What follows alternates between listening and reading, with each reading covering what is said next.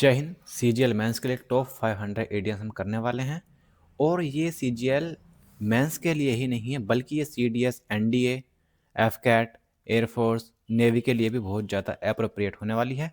मैंने जो है आपके लिए ईडियम्स को इस तरीके से डिजाइन किया है कि आप यहाँ पर क्लास में रहते हुए इसको लर्न कर सकते हो। ठीक है, आपको एक बार मैं दिखा देता हूँ मैंने किस प्रकार से पीपीटी को डिजाइन किया है। जैसे सो द वाइट फीदर, देखो यहाँ पर जैसे कि इसमें लिखा हुआ है ना, उसी प्रकार से यहाँ पर क्या है, एक चित्र के द्वारा, पिक्चर के द्वारा मैंने आपको यहाँ पर समझाया हुआ है। ठीक है, आप नेक्स्ट देख सकते हो, इस प्रकार से मैंने इस पीपीटी को डिजाइन किया। ठीक है, यदि आप इस वीडियो में अंत तक बने रहोगे तो मैं आपको गारंटी देता हूँ कि सारे के सारे इडियम्स आपको इसी क्लास में याद हो जाएंगे। और ये इतने इंपॉर्टेंट हैं कि सीजीएल मेंस में आपका कोई भी इडियम छूटेगा ही नहीं। इवन आपका सीडीएस हो, एनडीए हो, एफकैट हो, एयरफोर्स हो या फिर नेवी हो, मैंने 5-6 एग्जाम्स के सारे पीवाईक्यूज को देखा और मैंने देखा कि ये तो भाई एक दूसरे से रिलेट ही हो रहे हैं। कि कोई सीडीएस में आता है तो वही फिर अगला सीजीएल में चला जाता है, कोई सीजीएल में आता है तो वो एनडीए में चला जाता है। इस प्रकार से आपके ईडियम्स आ रहे हैं। ठीक है, तो अब स्टार्ट करते हैं कि पहला ईडियम हमारा क्या होने वाला है। ठीक है भाई, चलिए। तो भाई पहला ईडियम है हमारा सो द वाइट फीदर। देखो इसका मतलब क्या होता है, सो द वाइट फीदर। देखो फीदर का मतलब होता है पंख, फीदर का मतलब क्या होता है, पंख, और वाइट मतलब सफेद। यदि कोई व्यक्ति या फिर कोई सैनिक किसी युद्ध में या फिर बैटल ग्राउंड में पंखों को दिखाकर भाग जाता है, इसका मतलब उसने एक कायरता वाला कार्य किया है। ठीक है, तो इसका आंसर हो जाता है टू एक्ट कावर्डली, यानी कि ऑप्शन नंबर ए। यदि कोई व्यक्ति किसी युद्ध के मैदान में या फिर किसी बैटल ग्राउंड में बिना युद्ध लड़े अपने आप भाग जाता है, ठीक है, अपने पंखों को दिखाकर भाग जाता है या फिर छिप जाता है, जैसे ये पत्थर के पीछे छिप गया है और ये बेड के नीचे छिप गया है। ठीक है, तो ये एक कैसा व्यक्ति है, एक कायर व्यक्ति है। इसने एक कायरता से भरा कार्य किया है। ठीक है, तो इसका आंसर हो जाता है to act cowardly, option number A. ठीक है, आई होप ये आपको अच्छे से समझ आ गया होगा। अब चलते हैं हम नेक्स्ट की तरफ। ठीक है भाई, चलिए नेक्स्ट क्या है आपका,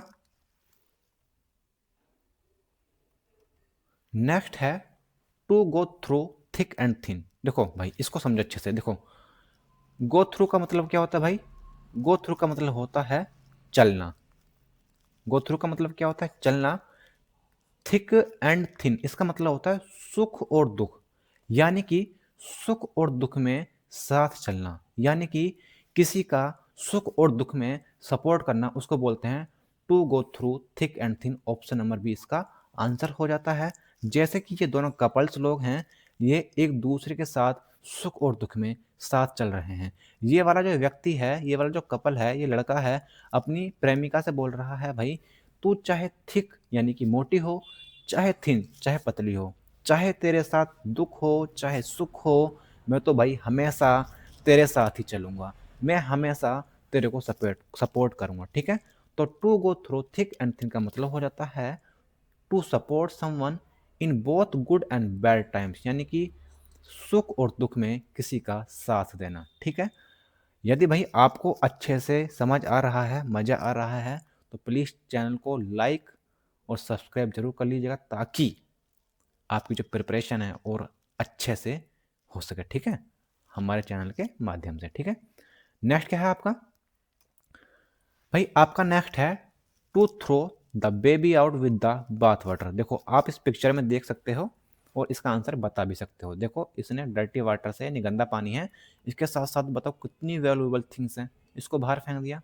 डैट मीन्स यदि आप बाथ वाटर यानी कि एक नहाने वाले पानी से किसी बेबी को, किसी बच्चे को फेंक देते हो, किसी गंदे पानी से या गंदे पानी को फेंकने के चक्कर में आपने एक गोल्डन चीज फेंक दी, अपने बेबी को फेंक दिया, डेट मीन्स आपने वैल्यूएबल चीज को खो दिया। तो इसका आंसर हो जाता है ऑप्शन नंबर बी, यानी कि to lose something valuable while trying to remove something bad.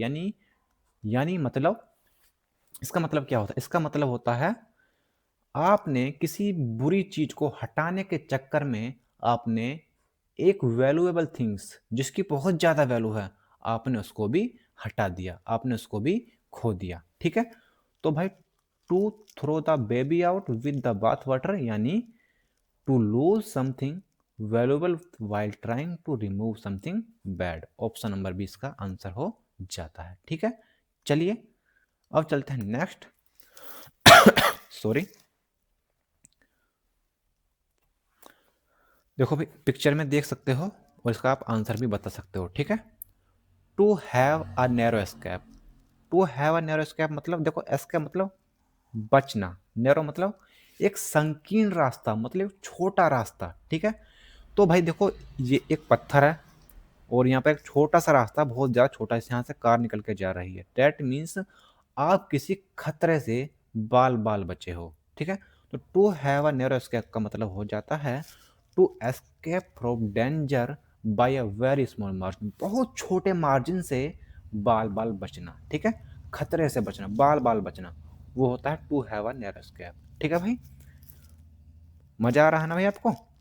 यदि मज़ा आ रहा है तो भाई लाइक ज़रूर करिएगा और शेयर भी कर दीजिएगा अपने दोस्तों को। और सब्सक्राइब तो भाई देखो बनता है। इस तरीके से मैंने पीपीटी आपको बनाई है ना ये, कि आपको यहीं पर क्लास में ये लर्न हो जाएगा। ठीक है भाई, चलिए देखो कितना अच्छा ये वाला टू कट नॉइस। ये शायद एनडीए में आया था, मेरे को कंफर्म नहीं है, लेकिन एनडीए का था शायद, मुझे ऐसा लगता है। ठीक है, टू कट नॉइस, देखो इसका मतलब क्या होता है। देखो ये देखो, एक ये बर्फ है ना, आइस का टुकड़ा है। और यदि आप बर्फ को भाई एक प्लेन चीज से काटते हो, देखो ये आरी से काट रहा है। ठीक है, यदि आप इसे आरी से काटोगे ना तो इस पर कोई भी इफेक्ट नहीं पड़ेगा। देखो ये पीछे बोल भी रहे हैं कि भैया तो यदि इसको आरी से काटेगा ना तो इस बर्फ पर कोई इफेक्ट नहीं पड़ेगा। ठीक है, इसको भाई हमें तोड़ना पड़ेगा नकुली चीजों से। जो नकुली चीजें होती हैं, जैसे हमारा पेचकस होता है ना, उससे इसको तोड़ना पड़ेगा तो ही कटेगा ये। ठीक है, तो बोल रहा है टू कट, भाई काटने से नहीं होगा, इसको तोड़ने से टूटेगा। नहीं, टू कट नो आइस का मतलब हो जाता है कि भाई कोई इफेक्ट नहीं पड़ना। ठीक है, किसी चीज पर कोई भी इफेक्ट नहीं पड़ना, उसको बोलते हैं टू कट नो आइस। ठीक है, यानी टू हैव नो इन्फ्लुएंस और इफेक्ट ऑन समवन, किसी पर कुछ भी प्रभाव नहीं पड़ना। ठीक है, ऑप्शन नंबर भी इसका आंसर हो जाता है। ठीक है भाई, चलिए चले नेक्स्ट। देखो कितना अच्छा है ये वाला। आप, मैं बता रहा हूँ ना आपको, आप यहाँ पर पिक्चर के द्वारा ही इसको याद कर सकते हो। और हमेशा आपके माइंड में जैसे आज जैसे मूवी चलती है ना मॉल वगैरह या हॉल वगैरह में, ठीक है, वहाँ पर आपको सारी चीज़ें याद होती हैं, ऐसे ही यहाँ पर आपको सारी की सारी चीज़ें याद होने वाली हैं। ठीक है, बस आप अंत तक बने रहिएगा, वीडियो को शेयर कर दीजिएगा, लाइक कर दीजिएगा और सब्सक्राइब बिल्कुल कर दीजिएगा चैनल को। ठीक है, ताकि तैयारी आपको और मजबूती से हो जाए। ठीक है, देखो आप सब्सक्राइब करोगे तो शायद हम भी और एफर्ट मारें। ठीक है, चलिए नेक्स्ट है ए मैच मैड इन हेवन। देखो मैच का मतलब होता है मिलन, मैचिंग होती है ना, मैचिंग यानी मिलन, मिलन क्या, मिलन। और हेवन यानी स्वर्ग। यदि भाई आपका मिलन कहाँ पर हो रहा है, स्वर्ग में हो रहा है। जैसे ये स्वर्ग है, यहाँ पर देखो कितनी अच्छी अच्छी परियां हैं, 72 हूर्स हैं। देखो यहाँ पर यदि 1 2 3 72 हूर्स देखोगे आप, है ना, गिनोगे, जब आप कभी गिनोगे ना आपको 72 हूर मिलेंगे, यानी स्वर्ग में आप पहुंच गए हो। ठीक है, यदि आपका मिलन स्वर्ग में हो रहा है, यदि आपका मैच यानी मिलन स्वर्ग में हो रहा है, डेट मीन्स आपकी शादी एकदम खुश हैप्पीली तरीके से और सक्सेसफुल तरीके से हुई है। ठीक है, तो इसका आंसर क्या होने वाला है फिर, a marriage that is likely to be happy and successful. Option number C इसका आंसर हो जाता है। ठीक है, यदि भाई आपका मिलन, देखो a match made in heaven, heaven यानी स्वर्ग, मैच यानी मिलन, तो यदि आपका मिलन स्वर्ग में हो रहा है तो इसका मतलब आपकी जो शादी है वो बहुत ही हैप्पीली और सक्सेसफुल तरीके से हुई है। ठीक है, तो ऑप्शन नंबर ए सी इसका आंसर हो जाता है, a marriage that is likely to be happy and successful. ठीक है, मजा आया हो तो प्लीज जो मैं आपको बोल रहा हूँ कर दीजिएगा। ठीक है, चलिए नेक्स्ट क्या है। देखो इसको बाद में देखेंगे, अब करते हैं अगला। To cross one's fingers. देखो टू क्रॉस वंस फिंगर्स का मतलब क्या होता है। अच्छा आप एक बात बताओ, आप अपनी फिंगर्स को क्रॉस कब करते हो? आप तभी तो करते हो तब आपको आशा हो किसी जीत की, एक अच्छे रिजल्ट की आशा हो, तभी तो आप अपनी फिंगर्स को क्रॉस करते हो।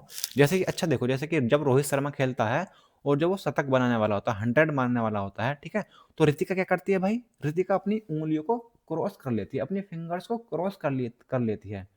दैट मीन्स उसको आशा है भाई कि ये शतक मारे, उसके अच्छे अच्छे विश, उसको अच्छी विश कर रही है वो, ठीक है, उसको विश करना चाहती है, उसके अच्छे रिजल्ट के लिए वो कामना कर रही है, तो वो तभी तो क्रॉस करती है अपनी उंगलियों को। That means to cross one's fingers का मतलब होता है to expect a good result और विश फॉर गुड लक, ठीक है। ऑप्शन नंबर 20 का आंसर हो जाता है अच्छे रिजल्ट की आशा रखना, या फिर किसी को क्या करना, विश करना, ठीक है। तो इसका आंसर हो जाता है ऑप्शन नंबर बी, ठीक है। चलें आगे, समझ आया भाई। चलिए नेक्स्ट क्या है आपका, टू गो द होल होग। देखो पिक्चर देख रहे हो आप, मिशन कंप्लीट बोलते हैं ना, मिशन कंप्लीट। तो भाई टू गो होल द होग, इसका मतलब हो जाता है किसी काम को कंप्लीट करके लौटना, किसी काम को कंप्लीट करना, पूरी तरीके से कर देना, पूर्ण काम कर देना, ठीक है। तो उसको बोलते हैं टू गो द होल होग, ठीक है। तो इसका आंसर हो जाता है ऑप्शन नंबर बी, यानी कि to do something completely and thoroughly, किसी काम को क्या करना, कंप्लीट कर देना, पूर्ण कर देना, खत्म कर देना, ठीक है। चलिए नेक्स्ट क्या है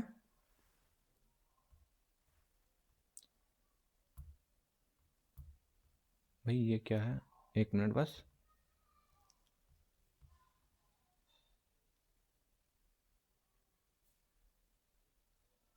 जस्ट वेट।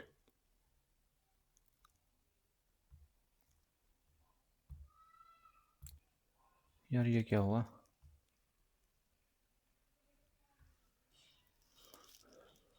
देखो भाई, to make heavy weather of है यहाँ पर, ठीक है। यहाँ पर ये क्या है, to make heavy weather of, ये देखो दिख नहीं रहा है यहाँ पर, पता नहीं क्या आ गया है। तो यहाँ पर आ जाता है to make heavy weather of something, to make heavy weather of something, यानी कि किसी बात को क्या कर देना, किसी बात को वर्स कर देना। जैसे कि भाई मौसम है, ठीक है, अब आप इसको मौसम को क्या क्या करोगे, अपने हाथों में पकड़ने की कोशिश करोगे, तो जो सिचुएशन है ना बहुत ज़्यादा क्या हो जाएगी, वर्स हो जाएगी, बहुत ज़्यादा दयनीय हो जाएगी, ठीक है, वो आउट ऑफ कंट्रोल हो जाएगी, ठीक है। तो उसको बोलते हैं to make heavy weather of something, यानी किसी चीज़ को डिफिकल्ट कर देना अननेसेसरली, ठीक है। तो ऑप्शन नंबर बी इसका आंसर हो जाता है टू एक्सरेट डिफिकल्टीज अननेसेसरी, ठीक है भाई, ऑप्शन नंबर बी। नेक्स्ट क्या है, देखो ऊपर ईडीएम दिए थे, अब क्या है आपको, जैसे कि एडीक्यूडी का जो बेस्ड है पैटर्न है, वो क्या होता है, अब ऐसा देता है वो, मीनिंग दे देता है और नीचे ईडीएम दे देता है, ठीक है। तो ये हमें करना है, देखो एक्यूज द रॉन्ग पर्सन और थिंग, यानी कि गलत पर्सन पर आरोप लगाना या फिर गलत थिंग पर आरोप लगाना। जैसे कि ये भाई, ये बिल्ली है, ठीक है, ये इस पर पेड़ पर चढ़ी हुई है और ये कुत्ता इस पर भौंक रहा है, ठीक है, इस पर आरोप लगा रहा है। लेकिन जो रोटी किसने चुराई है भाई, रोटी तो इस वाली बिल्ली ने चुराई है, देखो कैसे हैप्पी हो रही है। तो इसका मतलब ये कुत्ता गलत पेड़ पर भौंक रहा है, किस पर भौंक रहा है, गलत पेड़ पर भौंक रहा है। इसको किस पर भौंकना चाहिए था, इसको भौंकना चाहिए था इस वाले पेड़ पर। तो एक्यूज द रॉन्ग पर्सन, यानी कि bark up the wrong tree, गलत पेड़ पर भौंकना, ठीक है। एप्पल ऑफ डिस्कॉर्ड देखो क्या होता है, ये तो आपको पता है, डिस्प्यूट। कोल्ड शोल्डर का मतलब होता है भाई किसी को इग्नोर करना, इग्नोर टू समवन। और take it with a pinch of salt का मतलब होता है किसी पर पूर्ण तरीके से विश्वास नहीं करना, है ना, किसी पर भरोसा नहीं करना, पूर्ण तरीके से कंप्लीटली विश्वास नहीं करना, वो होता है take it with a pinch of salt, ठीक है। तो इसका आंसर हो जाता है ऑप्शन नंबर सी, यानी bark up the wrong tree, ठीक है।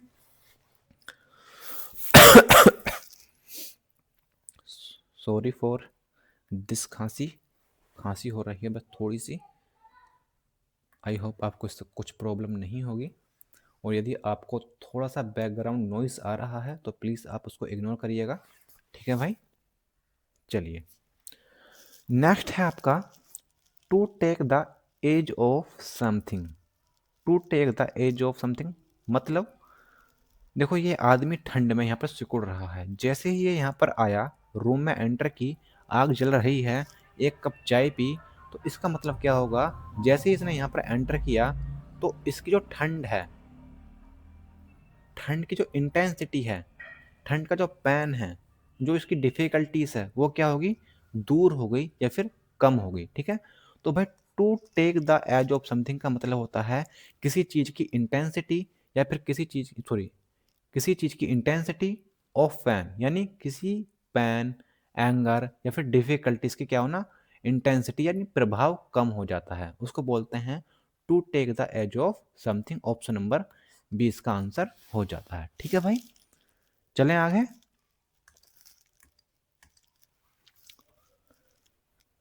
नेक्स्ट है to cry over spilled milk.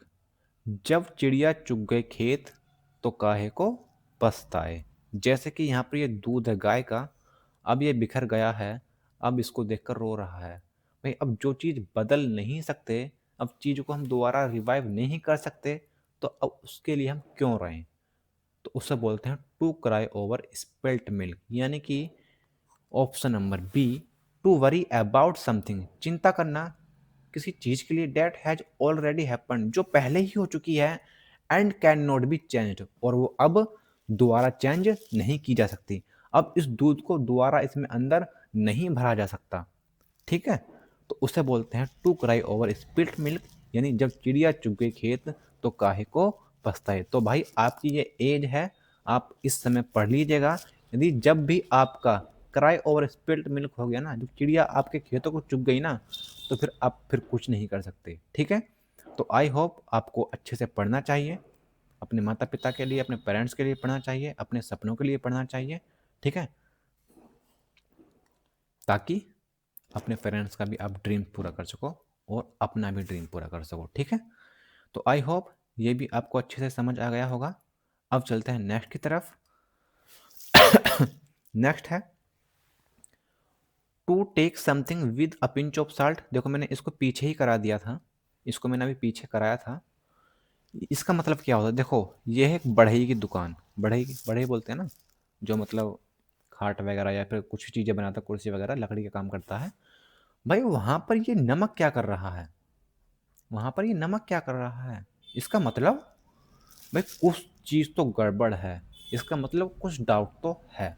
तो to take something with a pinch of salt, यानी एक चुटकी यदि इस बढ़ई की दुकान में है तो इसका मतलब कुछ तो गड़बड़ है, कुछ तो डाउट है। तो to take something with a pinch of salt का मतलब हो जाता है किसी पर संदेह होना या फिर किसी पर पूर्ण विश्वास नहीं होना। Option number B, to doubt और not to something too seriously. Option number B. ठीक है, चलें आगे की तरफ। अब देखो भाई, टू स्मॉल, अरे टू स्मॉल, देखो आपने भाई क्या बनाया, आपने अभी अभी नया घर बनाया। ठीक है, आपने नया नया घर बनाया, देखो, और आपको उस घर में से चूहे की स्मेल आ रही है, बदबू आ रही है, इसका मतलब कुछ तो सस्पेक्ट है, कुछ तो गलत है ना। तो टू स्मेल अ रैट का मतलब क्या हो जाता है, संदेह होना, किसी चीज पर क्या होना, संदेह होना। तो ऑप्शन नंबर बी इसका आंसर हो जाता है to suspect that something is wrong, भाई कुछ तो गड़बड़ है। और डिसऑनेस्ट यानी कि जो बेईमान हो। ठीक है, तो जो बेईमान होते हैं इसका मतलब वो गड़बड़ करते हैं ना कुछ। ठीक है, तो टू स्मॉल रैट का मतलब क्या होता है, to suspect that something is wrong और डिसऑनेस्ट। Option number B. ठीक है, आई होप आपको मज़ा आ रहा होगा। यदि मज़ा आ रहा है तो लाइक ज़रूर करिएगा, शेयर करिएगा वीडियो को, और सब्सक्राइब जरूर करिएगा। बहुत ज़्यादा मेहनत लगी है इस पीपीटी को बनाने में, और मैं आपको 500 पक्का कराऊंगा। ये लगभग 80 ईडियम्स हैं, यदि आप अच्छा रेस्पॉन्स देते हो तो पक्का आपको 500 ईडियम्स कराऊंगा, वो भी टॉप एसएससी के, पीवाईक्यू, सीडीएस, एनडीए, एफकैट और आपके सीएपीएफ, इन सभी को लेके जो अच्छे अच्छे होंगे उनको छांट कर मैं आपको कराने वाला हूँ। ठीक है, बस बशर्ते शर्त यह है कि आप भाई प्लीज़ रेस्पॉन्स अच्छा दीजिएगा। ताकि हम भी आपके लिए थोड़ी सी मेहनत कर सकें, ठीक है। थोड़ी सी नहीं करेंगे, बहुत ज़्यादा मेहनत करेंगे यदि आप अच्छा रेस्पॉन्स देते हो हमको, ठीक है। तो चलिए, अच्छा ये हो गया ना टू स्मॉल आर एट, हाँ ये हो गया भाई। अब चलते हैं नेक्स्ट की तरफ। देखो कितना अच्छा है ये वाला, to be under the weather. देखो वेदर, अंडर, वेदर यानी मौसम, यानी मौसम के अंडर, यानी यदि आपको मौसम की मार पड़ गई है। अच्छा, कभी कभी ऐसा होता है ना कि मौसम चेंज होता, ठीक है, सर्दी स्टार्ट होती हैं, तो आप क्या होते हैं, बीमार पड़ते हो, तो इसका मतलब आप वेदर के अंडर आ चुके हो, आपको मौसम की मार पड़ चुकी है, जिससे आप क्या हो गए हो, अस्वस्थ हो गए हो और बीमार हो चुके हो, ठीक है। तो उसे बोलते हैं to be under the weather. जैसे कि भाई ये धूप निकली हुई है, बादल है, सॉरी, बादल, और यहाँ पर बारिश पड़ रही है, तो भाई कैसा हो गया, बीमार हो गया, अस्वस्थ हो गया, अनवेल हो गया, ठीक है। तो to be under the weather यानी कि मौसम की मार पड़ना, that means to feel slightly ill, यानी कि बीमार महसूस करना और अस्वस्थ महसूस करना। ऑप्शन नंबर बी इसका आंसर हो जाता है, ठीक है। मजा आया आपको? चलिए चलते हैं नेक्स्ट की तरफ। Get out of hand. Get out of hand का मतलब क्या होता है? देखो कितने मजे पार्टी कर रहे हैं सारे के सारे, ये लड़की इसकी गर्लफ्रेंड है, ये इसकी गर्लफ्रेंड है, ये बेचारा सिंगल है, ये बिल्ली के पीछे भाग रहा है ना। तो भाई ये एकदम ड्रिंक करके एकदम, ओ भाई ये कहाँ गया, देखो ये तो दिखा ही नहीं हमको। मजा है एकदम। देखो गेट आउट ऑफ हैंड का मतलब क्या होता है? गेट आउट ऑफ हैंड का मतलब होता है कंट्रोल से चीजें बाहर होना। इन्होंने ड्रिंक कर ली है, पार्टी कर रहे हैं, तो भाई ड्रिंक करने के बाद में अब इनके हाथ में कुछ भी नहीं है ना, मतलब इनके हाथों से चीजें अनकंट्रोल हो चुकी हैं, यानी get out of control. Option number third, यानी ऑप्शन नंबर सी भी बोल सकते हैं इसको, ठीक है। यानी यदि आपके हाथ से चीजें फिसल गई हैं, इसका मतलब आपके कंट्रोल से वो चीजें बाहर हैं, ठीक है। जैसे कि इन सभी के हाथ से क्या चीजें हैं, बाहर हैं, कंट्रोल से बाहर हैं, ठीक है। तो ऑप्शन नंबर थर्ड इसका आंसर हो जाता है, ठीक है। चलिए भाई नेक्स्ट चलते हैं।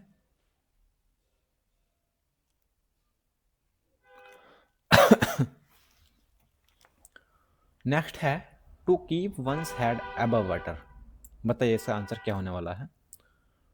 To keep one's head above water, यानी कि आप देखो समुद्र में कितनी कठिनाइयाँ होती हैं, कितनी डिफिकल्टीज होती हैं, लेकिन भाई देखो ये बंदा अपने सिर को ऊपर चल के, मतलब ऊपर करके तैर रहा है। दैट मीन्स डिफिकल्टीज में इतनी डिफिकल्टीज है, यहाँ पर इतना पानी का बहाव है, फिर भी ये अपने आप को सरवाइव किए हुआ है, ठीक है। इसका मतलब हो जाता है option number to C, to manage to survive despite financial और अदर डिफिकल्टीज, यानी कि फाइनेंशियल डिफिकल्टीज या फिर कोई भी डिफिकल्टीज हो, उनके बावजूद भी इसने क्या किए हुआ है, सरवाइव किए हुआ है। तो to keep one head above water का मतलब हो जाता है फाइनेंशियल कंडीशन कंडीशन या फिर किसी भी डिफिकल्टीज हो, उसके बावजूद भी अपने आप को सरवाइव करना, अपने आप को चलाना, ठीक है, उसको बोलते हैं to keep one's head above water, ठीक है भाई। चलें आगे की तरफ, समझ आया? चलिए देखो ये कर लिया है, to keep one's head above water, ये हमने कर लिया पीछे। बताइए भाई इसका आंसर क्या होने वाला है? बताइए, ये सीजीएल का क्वेश्चन है, ठीक है, ऐसा भी दे देते हैं ना। देखो, select the most appropriate idiom in the context to fill in the sentence. इसमें हमें ईडियम्स चूज करना है, ठीक है। देखो, सुमन रियली हैज, सुमन वास्तव में क्या थी? She move to a new house, उसने नए घर में क्या किया, मूव किया, जस्ट अ मंथ बैक, मतलब एक मंथ पहले। But already has a lovely garden, परंतु उसने पहले ही वहां पर एक सुंदर गार्डन पाया, ठीक है। तो मैं आपको बता दूं इसका आंसर होने वाला है ग्रीन फिंगर्स। देखो ग्रीन फिंगर्स का मतलब होता है बागवानी में निपुण होना, किस में होना, बागवानी में क्या होना, निपुण होना, वो होता है ग्रीन फिंगर्स। तो भाई यहाँ पर पहले ही क्या है, बागवानी लगी हुई है ना। तो इसका मतलब, तो सुमन रियली हैज ग्रीन फिंगर्स, ये पहले ही बागवानी में फूल लगाने में निपुण है। लेकिन भाई उसने जब वहां देखा तो वहां पहले ही गार्डन लगा हुआ है सुंदर सुंदर फूलों का। ठीक है, तो इसका आंसर इसलिए क्या हो जाता है, ग्रीन फिंगर्स, जो कि होता है किसी काम में या बागवानी बागवानी में निपुण होना। ऑप्शन नंबर 4 इसका आंसर हो जाता है। ठीक है, चलिए नेक्स्ट है आपका, ये भी सीजीएल का है, मेंस का। ठीक है, सीजीएल मेंस का है। Select the most appropriate idiom in the context to fill in the sentence. ठीक है, चलिए 4 इडियम्स हैं, अब बताइए इनमें क्या होने वाला है। देखो किताब रखी है बहुत सारी यहाँ पर, इसको पढ़ लीजिएगा क्या है। इनिशियली यानी कि शुरुआत में, आई थॉट मैंने सोचा, I could participate in the international scholars contest, कि भाई मैं इंटरनेशनल स्कॉलर कॉन्टेस्ट में पार्टिसिपेट कर सकता था, मैंने सोचा शुरुआत में। But when I saw the preparatory material, परंतु जब मैंने तैयार करने वाली सामग्री को देखा तो मैं क्या हो गया, मैं भाई डर गया कि भाई मुझसे नहीं होगा। ठीक है, तो जब डर जाते हो उसके लिए होता है ईडियम गॉट कोल्ड फीट। क्या, got cold feet, option number 3 इसका आंसर हो जाता है भाई। तो initially I thought I could participate, शुरुआत में मैंने सोचा कि भाई मैं इंटरनेशनल स्कॉलर्स कॉन्टेस्ट में पार्टिसिपेट कर सकता हूँ। बट जब वैन आई सा द प्रिपरेटरी मटेरियल, जब मैंने तैयारी करने वाला मटेरियल देखा तो भाई मैं क्या हो गया, डर गया, यानी I got cold feet. I got cold feet, option number 3 इसका आंसर हो जाता है। ठीक है, मजा आया आपको भाई। चलिए, यदि मजा आ रहा है तो फिर आगे की ओर चलते हैं। देखो इसके कितने बड़े बड़े कान हैं, यदि किसी के कड़े बड़े बड़े कान है ना, किसी के कान फड़फड़ा रहे हैं, इसका मतलब आप किसी की बातों को सुनना चाहते हो, है ना, तभी तो आपके कान फड़फड़ाते हैं। ठीक है, तो समवंस ईयर्स आर फ्लैपिंग, यहाँ पर FLAPPING है। ठीक है, फ्लैपिंग, तो इसका मतलब होता है किसी के कान फड़फड़ाना, किसी की बातों को सुनने के लिए कान फड़फड़ाने। ठीक है, तो someone in a state of in, क्या है, इंटेंस एजिटेशन, ये नहीं हो सकता। Someone in a state of, क्या है, हेटेंडेड एक्साइटमेंट, ये भी नहीं है। तो इसका आंसर हो जाता है ऑप्शन नंबर सी, यानी someone desperate to eavesdrop on a conversation, किसी की बातों को सुनने के लिए किसी के क्या करना, कान फड़फड़ाना। ऑप्शन नंबर सी इसका आंसर हो जाता है। ठीक है भाई, चलें आगे की तरफ। चलिए, to play with fire, to play with fire, यार ये डिलीट हो जाएगा ना यहाँ से तो सही रहेगा यार, ये पता नहीं डिलीट क्यों नहीं हो रहा। इसको मैं उठा के ले जाऊँगा क्या यहाँ से, नहीं हो रहा ना, कोई नहीं भाई, समझ आ रहा ना वैसे आपको। चलिए, टू प्ले विद फायर, आग के साथ खेलना। भाई यदि आप आग के साथ खेलते हो ना, इसका मतलब आप बेवजह रिस्क ले रहे हो। ठीक है, आप रिस्क ले रहे हो जिससे आपको पता है भाई संकट पैदा हो सकता है आपको, है ना, कठिनाइयाँ पैदा हो सकती हैं यदि आप आग के साथ खेल सकते हो, है ना। अननेसेसरी रिस्क लोगे तो भाई कुछ तो प्रॉब्लम होने ही वाली है। ठीक है, तो टू प्ले विद फायर का मतलब हो जाता है टू एक्ट सेफली। क्या सेफ रहोगे आप, नहीं बिल्कुल सेफ नहीं रहोगे, ये तो खत्म। टू सोल्व प्रॉब्लम, अरे आग के साथ खेलोगे तो प्रॉब्लम सोल्व हो जाएगी क्या, भाई और प्रॉब्लम बढ़ जाएगी भैया, ये भी नहीं है। टू अवॉइड डेंजर, भाई खतरे को क्या करोगे, अवॉइड करोगे, भैया अवॉइड नहीं करोगे आप, आमंत्रण कर रहे हो डेंजर को, खतरे को क्या कर रहे हो, खतरे को आमंत्रण कर रहे हो। इसका मतलब तो यदि आप आग के साथ खेल रहे हो तो ऑप्शन क्या बचा, एक ही बचा, ऑप्शन नंबर बी, यानी कि to take unnecessary risk that may lead to serious trouble, जो कि भाई आपको कठिनाइयां पैदा कर सकता है। ठीक है, आपको ट्रेबल यानी संकट की तरफ ले जा सकता है। ठीक है, वो होता है to play with fire, option number B, unnecessary risk लेना। ठीक है,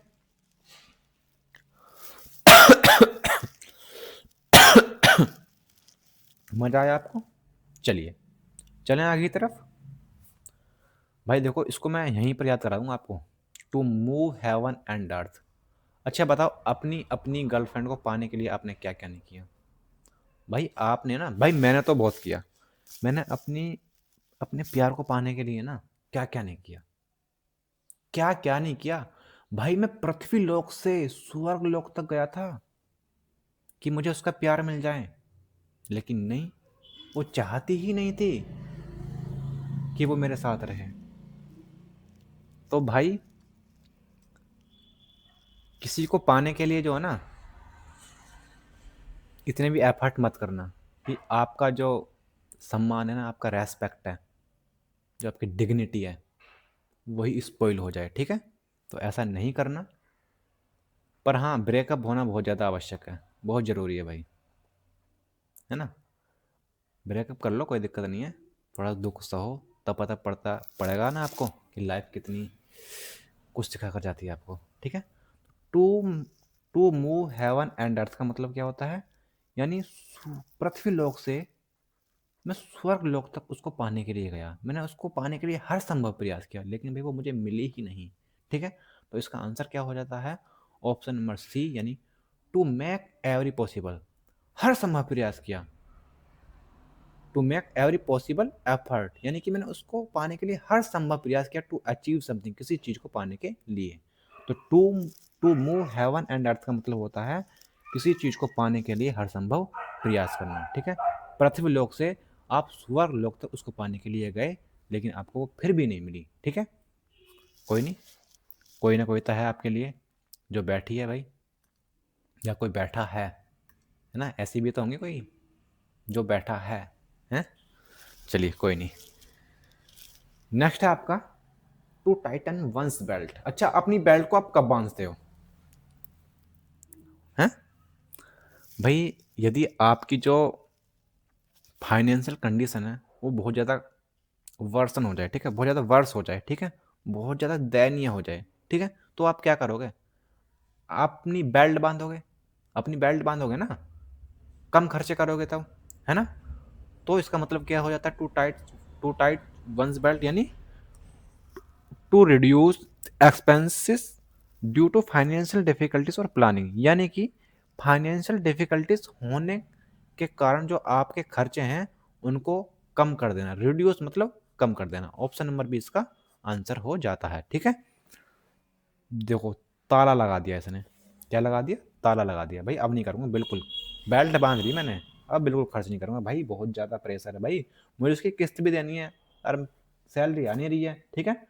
तो तब आप अपनी बेल्ट बांध सकते हो, ठीक है? चलें आगे। मजा आया आपको? चलिए, नेक्स्ट क्या है? नेक्स्ट है to keep one's nose to the grindstone. देखो भाई, इसका मतलब क्या होता है? देखो, आपने कभी वो देखा हो जो कैंची को पैनी करते हैं, कैंची को पैनी करते हैं ना, तो भाई वो बहुत ज़्यादा काम को ध्यानपूर्वक करते हैं, है ना? और लगातार करते हैं। यदि उन्हें थोड़ा सा भी डिस्ट्रैक्शन हुआ ना, तो हो सकता है उनका हाथ कट जाए, ठीक है? नाक बिल्कुल उनकी, जो ये पहिया चलता है ना, इसके बिल्कुल सीधे में रहती है, ठीक है?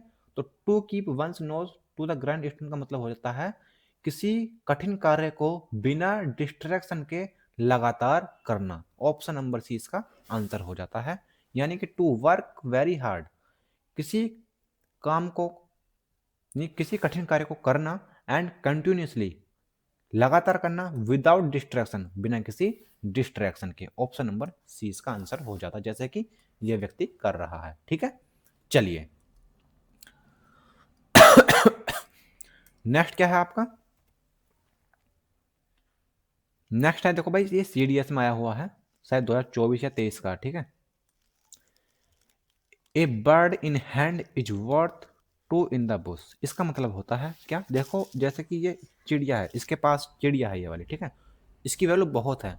अब एक चिड़िया ये रही, एक चिड़िया ये रही, तो भाई ये इनकी भी तलाश में है कि भाई मुझे ये चिड़िया मिल जाए। ये इसके बारे में तो नहीं सोच रहा, ये इसके बारे में नहीं सोच रहा, जबकि इसकी वैल्यू बहुत है, और भाई हो सकता है आपको ये नहीं मिले, उड़ जाए। तो a bird in hand is worth two in the bush का मतलब हो जाता है कि भाई आपके पास जितना है ना, वो बहुत ज़्यादा, उसकी बहुत ज़्यादा वैल्यू है मुकाबले किसके, जिसको आप पाने की कोशिश कर रहे हो। ठीक है, तो इसका आंसर क्या होने वाला है, ऑप्शन नंबर बी।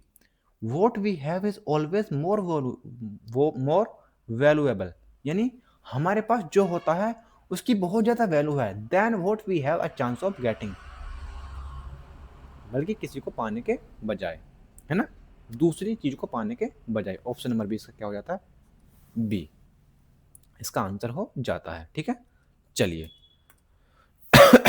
नेक्स्ट क्या है, to jump the gun. To jump the gun का मतलब क्या होता है भाई, अच्छा एक बात बताओ, कभी आप रनिंग करते हो ना, जब आप कहीं प्रतियोगिता होती है वहाँ पर गन छोड़ते हैं तब आप भागते हो, तो अक्सर कुछ लोग ऐसे होते हैं कि गोली छूटने से पहले ही वो भाग जाते हैं।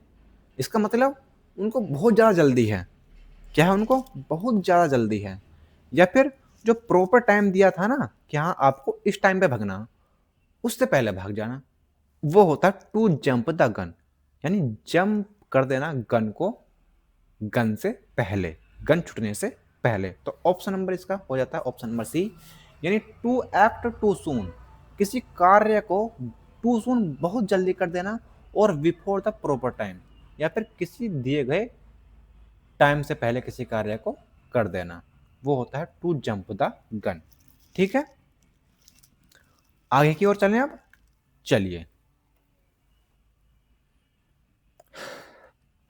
नेक्स्ट है आपका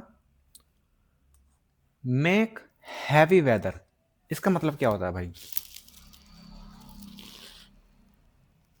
मेक हैवी वेदर का मतलब होता है कोई काम है आप उसको आसानी से कर सकते हो, ठीक है, किसी टास्क को आसानी से कर सकते हो, लेकिन आपने उसको इतना डिफिकल्ट बना लिया ना, है ना, तो भैया अब वो शायद हो भी ना पाए।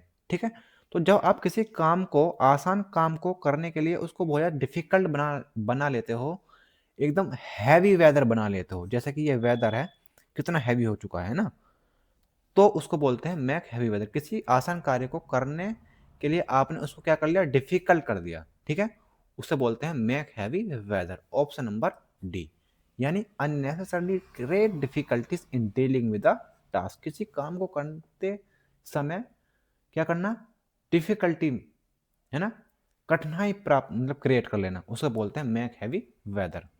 ऑप्शन नंबर डी इसका आंसर हो जाता है। ठीक है, चलें आगे की तरफ अब, चलिए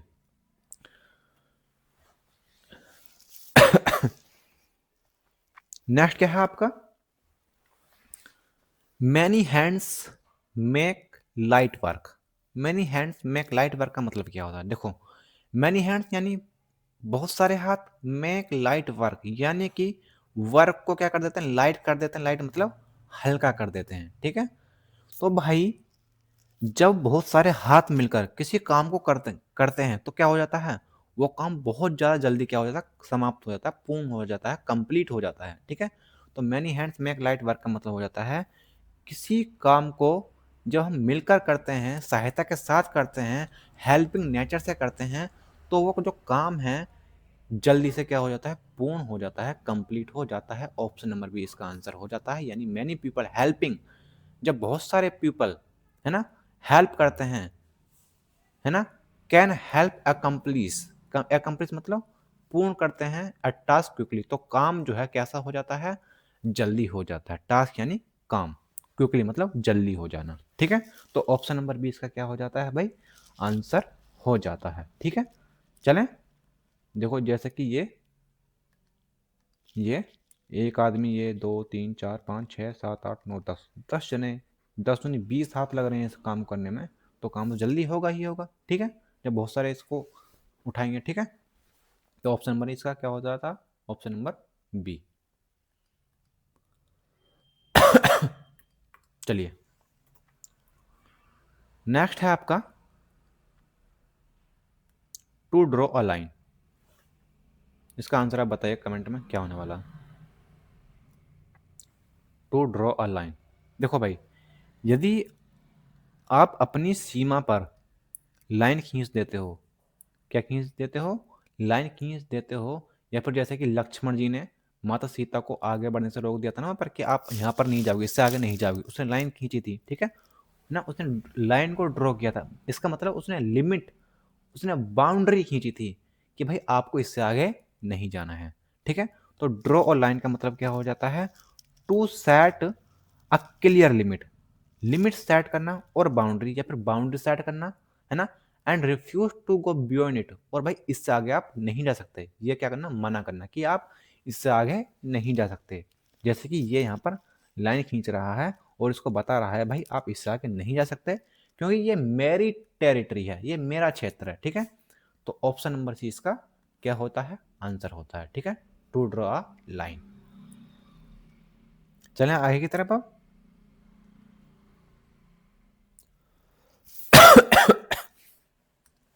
नेक्स्ट क्या है आपका, fly of the handle.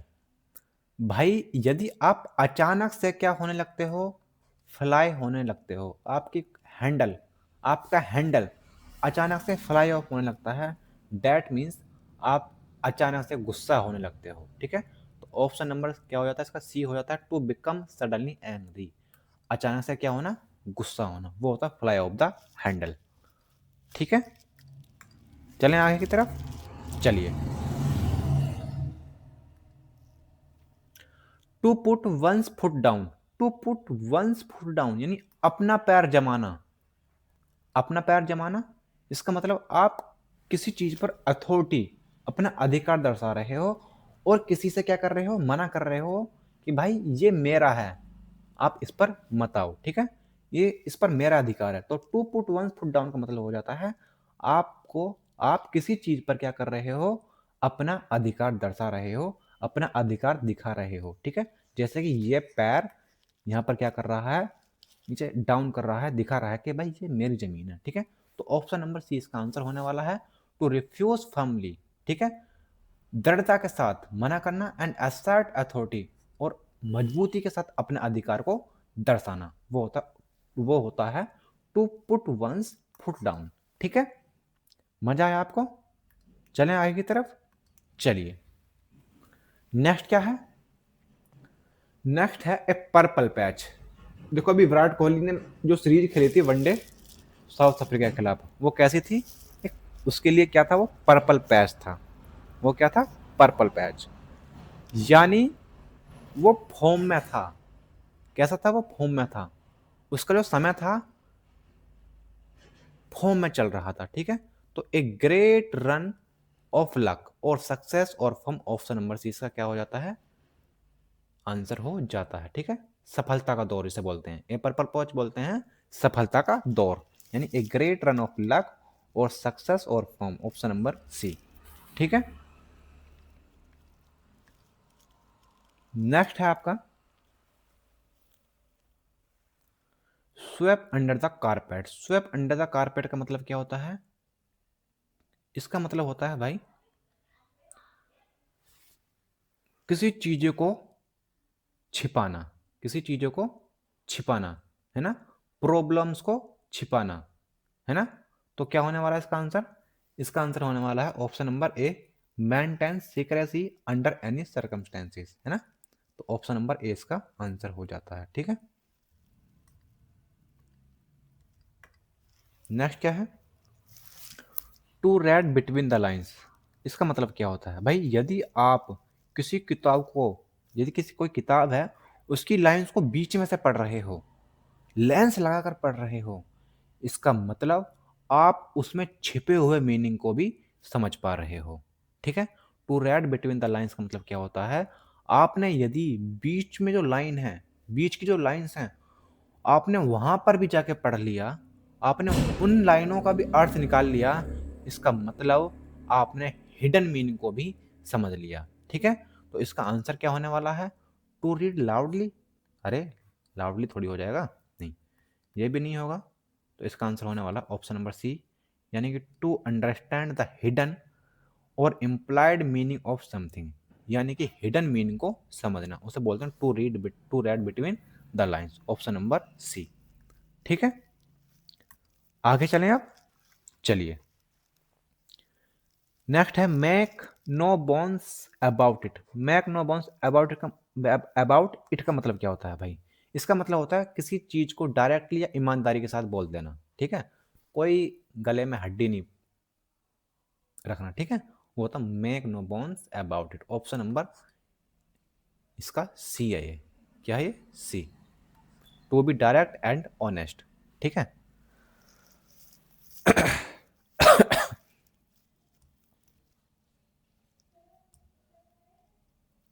Next चलते हैं। नेक्स्ट है आपका to have, to have the last laugh. इसका मतलब क्या होता है भाई?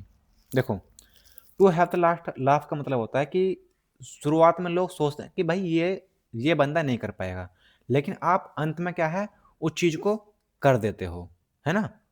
उस चीज को कर देते हो, तो वो होता है to have the last, to have the last laugh, यानी ऑप्शन नंबर सी। यानी कि to succeed in the end, यानी कि आपको अंत में सफलता मिलेगी। After others thought you would fail, है ना। कि और जो लोग हैं वो सोचते हैं कि भाई तुम क्या हो जाओगे, फेल हो जाओगे, कि आप उसको नहीं कर पाओगे, उसको बोलते हैं to have the last laugh, ठीक है। चलिए,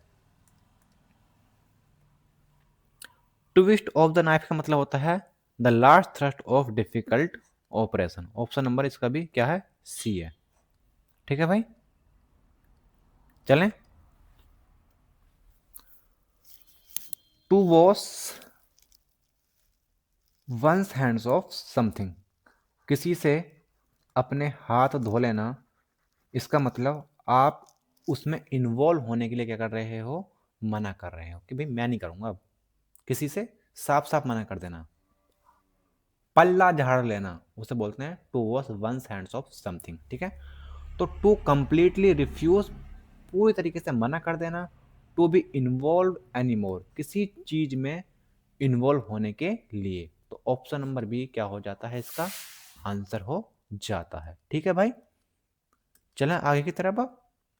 चलिए, to cut the Gordian note.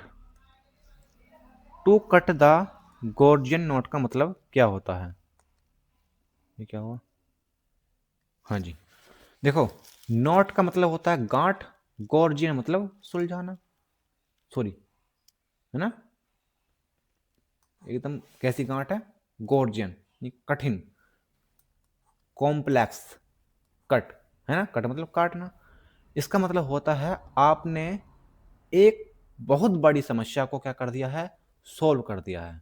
वो होता है to cut the Gordian note, जैसे कि भाई ये इसको काटने वाला है, ठीक है। तो ऑप्शन नंबर इसका क्या हो जाता है? बी आंसर हो जाता है। To solve a complex problem boldly and decisively, ठीक है। Option number B. नेक्स्ट क्या है? To be a dark horse. To be a dark horse का मतलब क्या होता है, बताइए भाई। इसका मतलब होता है छुपा रुस्तम। कैसा रुस्तम? छिपा रुस्तम, है ना। सरप्राइजिंग विनर, कैसा विनर? Surprising winner. जो डार्क हॉर्स होता है ना, जैसे कि बहुत से लोग होते हैं ना एग्जाम में, जब पूरी साल भाई वो दिखेंगे नहीं, है ना। मतलब ऐसे ही मजे लेंगे क्लास में, सोते रहेंगे, फोन चलाते रहेंगे, लेकिन भाई जब एग्जाम आता है और जब उनका रिजल्ट आता है ना, तो भाई एकदम टॉप पर मिलते हैं वो, ठीक है। तो ऐसे व्यक्तियों को या ऐसे स्टूडेंट्स को या ऐसे बंदे को बोलते हैं हम डार्क हॉर्स, यानी कि surprising winner. Option number B, ठीक है। आगे की तरफ चलें आप। चलिए, to be in black and white. To be in black and white का मतलब क्या होता है? इसका मतलब होता है रिटर्न में लेना। कैसे लेना? रिटर्न में लेना। कि भाई मैं तो ब्लैक पेन से और वाइट पेज पर लिख के लूंगा। मैं तो ब्लैक पेन से, ये ब्लैक पेन है, और वाइट पेज पर लिख के लूंगा। मैं तो भाई लिखित में लूंगा। तो to be in black and white का मतलब हो जाता है किसी चीज को रिटर्न में लेना या ऑफिशियली डॉक्यूमेंट के साथ लेना, ठीक है। तो option number C, to be clearly written और डॉक्यूमेंटेड ऑफिशियली, ठीक है। ऑप्शन नंबर सी इसका आंसर हो जाता है, ठीक है भाई। चलें आगे की तरफ। चलिए, to put all eggs in one basket. इसका मतलब होता है भी आपने, आपका जो प्लान था वो सिंगल प्लान था, है ना। To put all eggs in one basket. यदि आप भाई, यदि आप एक टोकरी में बहुत सारे अंडे रख लो, सारे के सारे अंडे एक टोकरी में रख लोगे, और उसमें एक अंडा बेकार हो गया, तो सारे के सारे अंडे फिर बेकार होने निश्चित हैं। डैट मीन्स आपने एक ऐसा रिस्क लिया है, आपका सिंगल प्लान था बस। कैसा प्लान है? सिंगल प्लान था, ठीक है। क्या हुआ? अभी आ रहा हूँ ना, थोड़ी देर में। ठीक है, बोल दो, थोड़ी देर में आने वाला हूँ, क्लास चल रही है, उसके बाद आना हूँ। ठीक है। हाँ भाई, तो put all eggs in one basket का मतलब क्या होता है? Option number B, to risk everything on a single plan और अपॉर्चुनिटी। ठीक है, ऑप्शन नंबर बी इसका आंसर हो जाता है। ठीक है, चलिए नेक्स्ट क्या है आपका? खत्म नहीं हुआ अभी, है क्या अभी भाई, है क्या? To be on the safe side. Safe side होना मतलब भाई, जैसे कि ये लड़का कहीं क्या कर रहा है, घूमने जा रहा है, ठीक है, तो उसने छाता भी ले लिया, इसने ये किट भी ले ली, ठीक है, ऐड वाली, ये टॉर्च ले ली, रस्सी ले ली, बैग ले लिया, ठीक है, एकदम मतलब रिस्क कुछ भी आए, ठीक है, कुछ भी रिस्क आए उसके लिए बिल्कुल ये क्या है, तैयार है। ठीक है, तो इसका आंसर क्या होने वाला है? Option number C, to take precautions to avoid risk और लॉस। किसी रिस्क और लॉस से बचने के लिए पहले से क्या हो जाना, तैयार हो जाना। ऑप्शन नंबर सी इसका आंसर हो जाता है। ठीक है,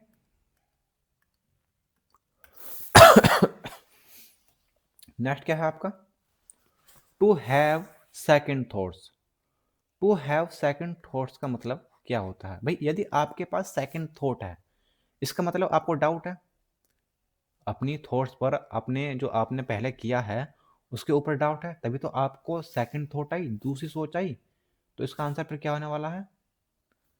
option number C, to reconsider a decision और फील डाउटफुल अबाउट इट। यानी आपका जो डिसीजन है वो कैसा है, भय से भरा हुआ है और डाउटफुल यानी संदेह से भरा हुआ है। तो ऑप्शन नंबर सी इसका आंसर हो जाता है। ठीक है भाई, चलें आगे की तरफ। नेक्स्ट क्या है आपका? नेक्स्ट है आपका, to have one's heart in the right place. अपने हार्ट को, अपने दिल को राइट प्लेस यानी सही जगह पर रखना। चाहे दूसरे की इंटेंसिटी कैसी भी हो, चाहे दूसरा व्यक्ति कितना भी गलत हो, लेकिन आप अपने हार्ट को, अपने दिल को एक सही स्थान पर रखे हो। ठीक है, आपका कुछ भी गलत इंटेंशन उस व्यक्ति के प्रति नहीं है, यानी आपका जो इंटेंशन है कैसा है, गुड इंटेंशन है, चाहे दूसरा व्यक्ति कितना भी गलत क्यों ना हो। तो वो होता है हमारा to have one's heart in the right place, option number C. To have good intention, even good intention रखना, even if action are wrong, चाहे दूसरा व्यक्ति कैसा हो, गलत हो, चाहे उसके कार्य कितने भी गलत हो, वो होता है to have one's heart in the right place. Next one, to bite off more than one can chew. भाई तो कितना बड़ा बर्गर है, साले पे इस पे उठ भी नहीं रहा, सॉरी सॉरी सॉरी सॉरी, ये निकल गया मुंह से, sorry for it, sorry for it. Actually बस यही है, बस जो निकलता मुंह से, और इसके अलावा मैं कुछ बोलता नहीं हूँ। ठीक है, तो to bite off more than one can chew का मतलब क्या होता है? यार सॉरी यार, I am really very sorry यार, गलती से निकल गया मुंह से।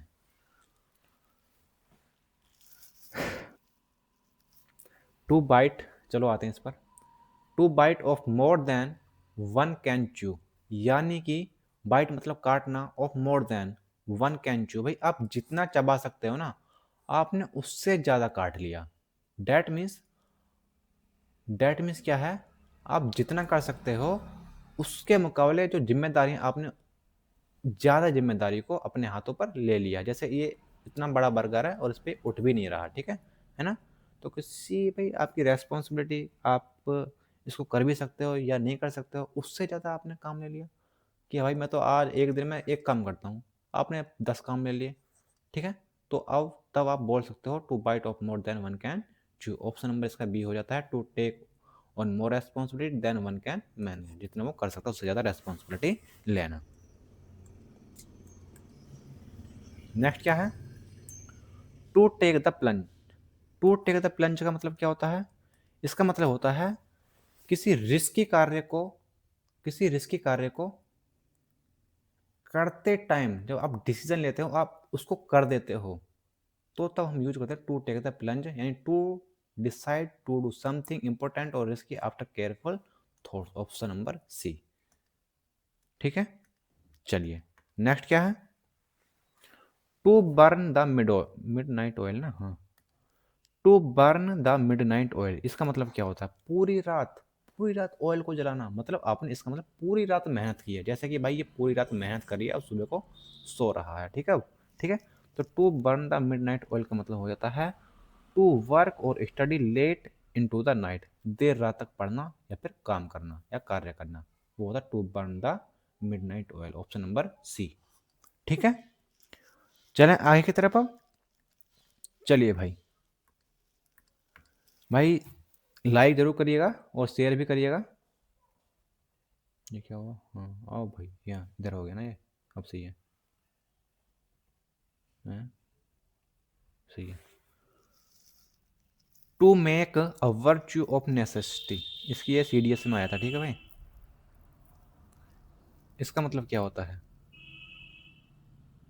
एक ऐसी सिचुएशन, एक ऐसी सिचुएशन कि आप भाई उसको अवॉइड कर सकते हो, लेकिन आपने फिर भी उसको पॉजिटिवली लिया है ना, पॉजिटिविटी के साथ आपने लिया। ठीक है, आपको उससे क्या हो सकता है, नुकसान भी हो सकता था, लेकिन आपने फिर भी उसको कार्य को किया, जैसे कि ये भाई जा रहा समुद्र में तैरता हुआ नाव के साथ, लेकिन भाई यहाँ फूल देखे इसने और भाई देखा, ठीक है भाई इसको मैं पानी लगा देता हूँ। ठीक है, तो to accept an unavoidable situation, जो अनअवॉइडेबल सिचुएशन है उसको एक्सेप्ट करके और उसको पॉजिटिविटी लेना, पॉजिटिव के साथ लेना, उसको बोलते हैं to make a virtue of necessity, यानी ऑप्शन नंबर बी। ठीक है, नेक्स्ट क्या है, to keep something under wraps. देखो रैप्स का मतलब क्या होता है, इसका मतलब होता है खलता, एनवलप, एनवलप सुना आपने, जैसे कि ये वाला है ना, तो भाई किसी चीज को एनवलप में रखना या रैप्स के अंदर रखना, उसको बोलते हैं क्या, टू हाइड, यानी किसी चीज को छुपाना बोलते हैं इसको। ठीक है, टू हाइड और कीप समथिंग सीक्रेटली, है ना, ऑप्शन नंबर बी इसका आंसर हो जाता है। ठीक है भाई, चलें आगे की तरफ। To be on cloud nine, यदि भाई आप सातवें आसमान पर हो, इसका मतलब आप बहुत ज़्यादा खुश हो, क्या हो, यदि आप सातवें आसमान, सात ना नाइन है ना, इसका मतलब होता है बहुत ज़्यादा खुश होना, सातवें आसमान पर होना या फिर नौवें आसमान पर होना। ठीक है, जैसे कि ये बैठी है। ठीक है, इसका मतलब हो जाता है to feel extremely happy and delighted. ठीक है भाई, चलें आगे की तरफ। To be at daggers drawn, to be at daggers drawn का मतलब क्या होता है, बताइए भाई। इसका मतलब होता है एक दूसरे के कट्टर दुश्मन होना, क्या होना, किसी के साथ झगड़ा होना या फिर किसी से दुश्मनी होना, दुश्मनी होना, जैसे कि ये दोनों क्या है, एक दूसरे के दुश्मन है। ठीक है, एक दूसरे को मारने में लगे हुए हैं, ये हैं डैगर्स ड्रॉन। ठीक है, तो इसका आंसर क्या होने वाला है भाई, option number C, to be in serious conflict, यानी सीरियस झगड़ा होना, और हॉस्टिलिटी विद समन, या फिर किसी के साथ क्या होना, दुश्मनी होना, ऑप्शन नंबर सी इसका आंसर हो जाता है। ठीक है, नेक्स्ट की तरफ चलते हैं। नेक्स्ट है आपका to make a mountain out of a molehill, यानी किसी बात का पतंगड़ बनाना, इसे बोलते हैं बात का पतंगड़ बनाना, किसी छोटी बात को बढ़ा चढ़ाकर बताना, वो होता है to make a mountain out of a molehill, option number C इसका आंसर हो जाता है to exaggerate a small problem unnecessarily. ठीक है, ऑप्शन नंबर सी। थोड़ा स्पीड बढ़ा लीजिए, जल्दी जल्दी करते हैं। ठीक है, to feathers one's own nest, feather मतलब पंख है, अपना घोंसला भरना, क्या करना, अपना घोंसला भरना, जैसे कि सोने चांदी डॉलरों से क्या कर लिया, अपना घोंसला भर लिया है। ठीक है, बेईमानी के साथ। ठीक है, तो ऑप्शन नंबर इसका बी हो जाता है to use one's position for personal gain, यानी अपनी पोजीशन का क्या करना, क्या करना, बेईमानी के साथ उसका लाभ उठाना और अपनी क्या करना, लाभ उससे लेना, ऑप्शन नंबर बी। ठीक है, जैसे कि ये घोंसले को भर रहा है। नेक्स्ट क्या है, to be a blessing in disguise. Blessing in disguise का मतलब क्या होता है कि आप जो शुरुआत में कर रहे हो सकता है वो आपको बेकार लगे, लेकिन जो उसका रिजल्ट होगा ना वो लास्ट में अच्छा होने वाला है, ठीक है। वो होता है to be a blessing in disguise. तो इसका आंसर क्या होने वाला है, टू अपीयर हेल्पफुल, ये भी नहीं है। To turn out to be good despite seeing bad at first, यानी कि option number C, to turn out to be a good, यानी अच्छे की तरफ मुड़ जाना, despite seeming bad at first, यानी शुरुआत में वो बहुत ज़्यादा बेकार लग रही थी, लेकिन जब आपको लास्ट में चीज़ें मिली, उसके जो रिजल्ट मिले वो कैसे मिले, अच्छे मिले, तो वो होता है to be a blessing in disguise. Option number C इसका आंसर हो जाता है, ठीक है। चले आगे की तरफ। देखो भाई CDS में आया हुआ है एक कल्चर वल्चर, शायद 2024 या 25 का, ठीक है। एक कल्चर वल्चर का मतलब होता है जो अपने आर्ट या अपने साहित्य को लेकर क्या हो, उत्साहित होता है, उसको बोलते हैं एक culture vulture. Option number A इसका आंसर हो जाता है, someone who is very keen to experience art and literature. Option number A इसका आंसर हो जाता है, ठीक है भाई। चलिए नेक्स्ट क्या है, to beat around the bush. To beat around the bush का मतलब तो घुमा फिरा कर बातें करना। यदि कोई व्यक्ति जैसे ही घूम फिर कैसे आ रहा भाई, है ना, तो to beat around the bush मतलब बात से बचना या फिर घुमा फिरा कर बातें करना। तो इसका आंसर होने वाला option number B, to avoid talking directly about an issue, ठीक है। चलना आगे की तरफ। To keep the ball rolling. To keep the ball rolling का मतलब क्या होता है भाई, इसका मतलब होता है, देखो यदि आप किसी बॉल को रोल करते जा रहे हो, उसको कंटिन्यू रखे हो, इसका मतलब आप किसी काम को बिना रुके कर रहे हो, किसी काम को बिना रुके कर रहे हो, ठीक है। तो इसका आंसर होने वाला है टू कंटिन्यू एन एक्टिविटी, किसी काम को या एक्टिविटी को कंटिन्यू रखना, और प्रोसेस विदाउट इंटरप्शन, और बिना रुके किसी काम को प्रोसेस में रखना। ऑप्शन नंबर सी इसका आंसर होने वाला है, ठीक है भाई। नेक्स्ट क्या है, to be a double edge sword. देखो यदि आपके हाथ में तलवार है ना, यदि आपके हाथ में तलवार है ना, तो आप दुश्मन को मार भी सकते हो, और तलवार वो आपको भी नुकसान पहुंचा सकती है।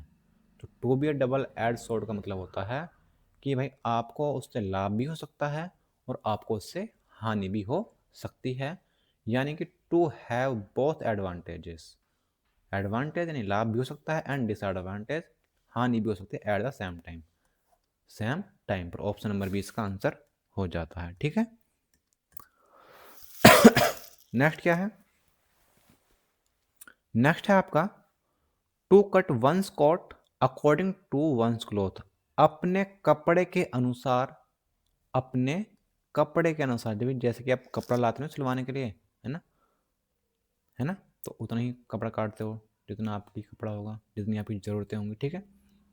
तो to cut one's coat according to one's cloth का मतलब होता है अपने कपड़े के अनुसार अपने कोट को काटना, मतलब अपनी इनकम या अपनी रिसोर्सेज के आधार पर अपने खर्चों को करना, ठीक है। ऑप्शन नंबर इसका बी हो जाता है, यानी कि to plan expenses according to income और रिसोर्सेस, अपने रिसोर्स या अपने इनकम के आधार पर अकॉर्डिंग क्या करना, एक्सपेंस यानी खर्चों का प्लान करना। ऑप्शन नंबर 20 का आंसर होने वाला है, ठीक है। चलिए नेक्स्ट क्या है आपका, नेक्स्ट है to hit the nail on the head. देखो ये नेल का मतलब होता है चौबा, जैसे ये चौबा, नेल मतलब चौबा। तो भाई यदि ये हिट करेगा ना इस पर, तो तभी तो ये नीचे अंदर जाएगा, बिल्कुल परफेक्ट मारेगा, है ना, एग्जैक्ट इसके ऊपर मारेगा, तभी तभी तो ये क्या मैं अंदर जा पाएगा, ठीक है। तो to hit the nail on the head का मतलब हो जाता है टू से और do exactly the right thing, यानी कि एग्जैक्टली करना या एग्जैक्टली किसी चीज को कहना, वो होता है टू, वो होता है हमारा to hit the nail on the head. Option number C इसका आंसर होने वाला है, ठीक है भाई। नेक्स्ट चलते हैं, to go down in flames. To go down in flames का मतलब क्या होता है, बुरी तरह से गिर जाना या फिर पब्लिकली गिर जाना। जैसे कि ये पाकिस्तान का है जो चाइना से लिया था, है ना, तो ये क्या हो गया, गो डाउन इन फ्लेम्स में आग लग गई है और ये नीचे की तरफ अब गिर रहा है, यानी बुरी तरह से ही गिर रहा है, ठीक है, जैसे कि हमने ऑपरेशन सिंदूर में हमने किया था, ठीक है। तो ऑप्शन नंबर बी इसका आंसर होने वाला, to fail badly and publicly. Next चलें, समझ आया ना आपको। To make common cause with someone, तो किसी के साथ क्या होना, एग्री होना या फिर शेयर करना, ठीक है, कोऑपरेट करना किसी के साथ, वो होता है to make common cause someone, cause with someone, जैसे कि दोनों क्या कर रहे हैं, एग्री हो रहे हैं, ठीक है। तो ऑप्शन नंबर इसका बी हो जाता है, to cooperate with someone for a shared purpose, ठीक है, ऑप्शन नंबर बी। नेक्स्ट चलते हैं अब, हॉब्सन्स चॉइस, ये CHOICE है, ठीक है, चॉइस। तो हॉब्सन चॉइस का मतलब होता है कि आपके पास कोई चॉइस नहीं है, यानी आपके पास चॉइस तो है, जैसे कि ये एक घोड़ा, दो घोड़ा, तीन घोड़े हैं, अब इस मालिक ने बोल दिया भाई इसको ले जा, लेकिन ये चाहता भी मैं तो इसको लेके जाऊंगा, अब इसने बोल दिया ना भैया ये तो बिच गए, तो अब इसके पास कोई चॉइस नहीं है, तो no real choice at all, तब बोलते हैं Hobson choice, option number C इसका आंसर हो जाता है, ठीक है। नेक्स्ट चलते हैं, to have an ace of one sleeve, इसका मतलब देखो, स्लेव मतलब एस मतलब जैसे कि आपकी ये होती है ना, जो कमीज होती है या शर्ट होती है ना, उसके जो क्या बोलते हैं, स्लेव एस बोलते हैं ना, वो होता है, वहाँ पर आप छिपा कर रहते हो ना कि इक्के को, है ना, हिडन सीक्रेट अपने फ्यूचर के लिए, है ना, तब हम यूज करते हैं इसको। तो to have an ace of one sleeve, यानी option number B, to possess a hidden advantage और secret plan for future use, यानी आपने फ्यूचर यूज के लिए, है ना, यस, अपने फ्यूचर यूज के लिए, फ्यूचर के लिए क्या रखना है, एक सीक्रेट चीज़ें रखना, है ना, वो होता है हमारा to have an ace a one's sleeve, ठीक है। आई होप अच्छे से समझ आ रहे होंगे। अब आगे की तरफ चलते हैं, शायद ये लास्ट नहीं है, अभी तो बहुत है भाई, हाँ कुछ बचे हैं बस, ज़्यादा नहीं बचे, 4-5 बचे हैं, ठीक है, ये हो गया। अब है हमारा एक्सेप्ट द कॉन्सिक्वेंसेस, CONS की, CONSEQUENCES, ये ऐसा, ठीक है भाई। तो एक्सेप्ट द कॉन्सिक्वेंसेस का मतलब होता है परिणामों को भुगतना, क्या करना, परिणामों को भुगतना। तो ये हमारा मीनिंग है, और इसका जो ईडियम होने वाला है, इसका ईडियम होने वाला फेस द म्यूजिक, इसका जो ईडियम होता है वो होता है फेस द म्यूजिक, यानी कि to accept the unpleasant result of one's action, जो आपने किया है उसके परिणामों को भुगतना, वो होता है फेस द म्यूजिक, ठीक है। See the writing on the wall का मतलब होता है डायरेक्शन, जैसे कि आपने जब जाते हो ना, कहीं पर रास्ते में जाते हो, तो वहाँ पर लिखा हुआ होता है कि हाँ आपको इधर जाना है, ठीक है, तो सीधा राइटिंग ऑन द वॉल बोलते हैं। और jump on the band wagon का मतलब होता है जो प्रचलन में हो, ठीक है, जो ट्रेंडिंग में हो, है ना, उसको बोलते हैं jump on the bandwagon, ठीक है। नेक्स्ट चलते हैं, has two strings to his bow, bow मतलब अपने धनुष में, धनुष के बोलते हैं उसके पीछे वाला, अरे ये वाला जो है यार, इसको इसको बोलते हैं बो, इसको बोलते हैं बो, ठीक है। यदि आपके बो में दो स्ट्रिंग्स है, इसका मतलब आपके पास एक्स्ट्रा स्किल्स हैं, ठीक है। तो इसका मतलब हो जाता है he has an additional skill और option to rely on, option number C इसका आंसर होने वाला है, ठीक है, एक्स्ट्रा स्किल्स होना।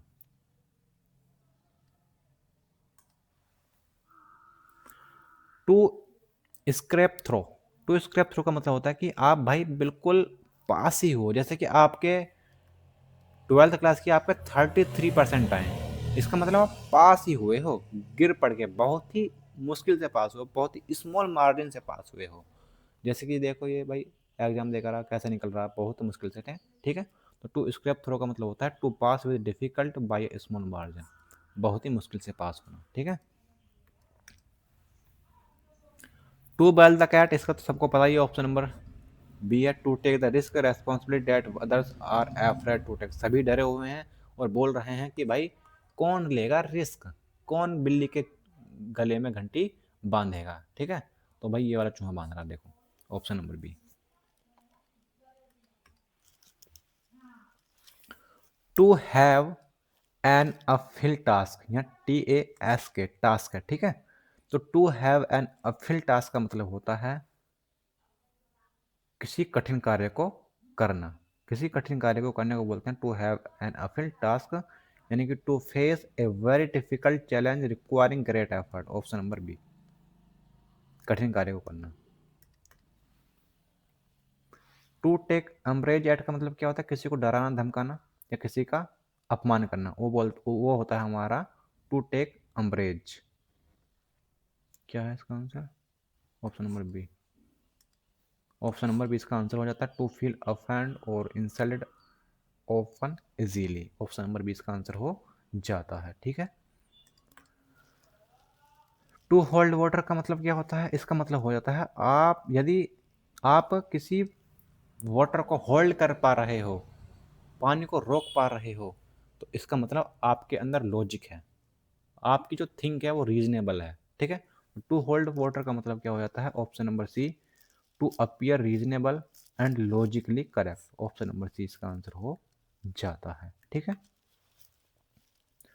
To sail close to the wind, to sail close to the wind का मतलब क्या होता है भाई, इसका मतलब होता है कि आप ऐसा रिस्क ले रहे हो जिससे रूल टूटने ही वाले हों, लगभग रूल टूटने वाले हों, मतलब रूल टूटे नहीं है लेकिन हो सकता था वो रूल टूट जाएं, तो आपने एक ऐसा रिस्क लिया है। ठीक है, तो वो होता है to sail close to the wind, option number B, यानी to take risk that almost break rules of law, एक ऐसा रिस्क जो लगभग रूल्स और लॉ को क्या करना है, तोड़ने ही वाला था। ठीक है, वो होता है to steer close to the wind.